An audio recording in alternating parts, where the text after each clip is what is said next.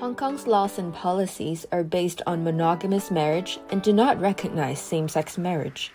However, more people shift into an open-mind perspective about the attitude of homosexuals along with the time change.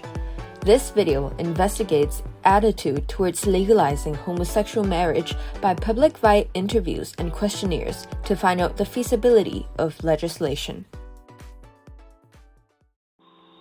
Our survey results reveal that among 70 participants aged between 18 to 30, an overwhelming majority of them are accepting of homosexual marriage and homosexual people. Furthermore, approximately 2/3 of the participants advocate that gay spouses should generally enjoy rights that spouses also enjoy. As for the remaining, most of them are just neutral while the rest are against it.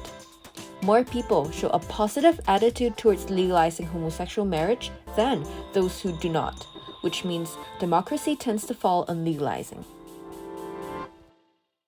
Social worker Jacob Siu told us something about homosexual marriage, which is about hospital visitation rights. He said that a client or case study has told him that they failed to visit their same-sex partners because they're not considered family members. Same-sex couples face many problems in the case of agreement, whether they can inherit the estate and whether same-sex couples can live in the HOS and apply for public housing. I heard of them being discriminated against when renting a flat. The landlord refused. In 2015, a gay man, Leung Chun Kwok, got married in 2014 in New Zealand, and he made a complaint that he was not granted the right to update his marital status. Eventually, in 2019, the Hong Kong Court of Final Appeal held that the government unlawfully discriminated against a gay civil servant by refusing to recognize his same-sex marriage when considering granting local spousal benefits in joint tax assessment. In another research done by Hong Kong U, 78% of Hong Kong people said that same-sex couples should have some or all the rights enjoyed by different-sex couples, compared with 73% in 2013. And in 2019, CUHK's School of Journalism and Communication and Public Opinion survey showed that 44% of people agreed or strongly agreed with same-sex marriage, a sharp increase from 27% in 2016. Neutrality towards same-sex marriage and disapproval and strong disapproval fell accordingly over the same period. Whether or not we should legalize is the final decision made by the legislation, while the judiciary has the right to appeal or request for judicial reviews. It is indeed a very time-consuming process, usually in years. Reforming legal and societal environments would also present new uncertainties. Even if one same-sex spouse is Hong Konger, got married in another country, the right of that marriage ordinance in Hong Kong is still uncertain.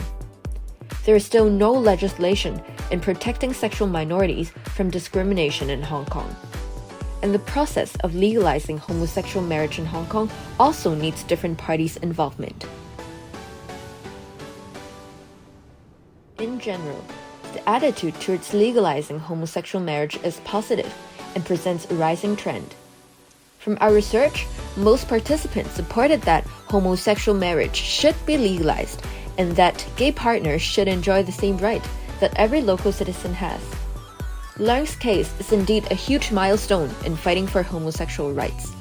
However, it still has a long way to go, such as discrimination issue in purchasing private housing mentioned in the interview. Jacob Siu also noted that the most direct way of reducing the gray area is to legislate same-sex marriage. But this is a very long-term issue because it will require long-term public consultation. There will be conflicts between the mainstream nuclear family structure and the traditional Chinese concept of family. To construct a better, democratic, and neutral civil society, people should look forward to room for improvement regarding this issue. And therefore, Hong Kong could become a pleasant and prosperous place, embracing freedom, equality, fairness, and justice.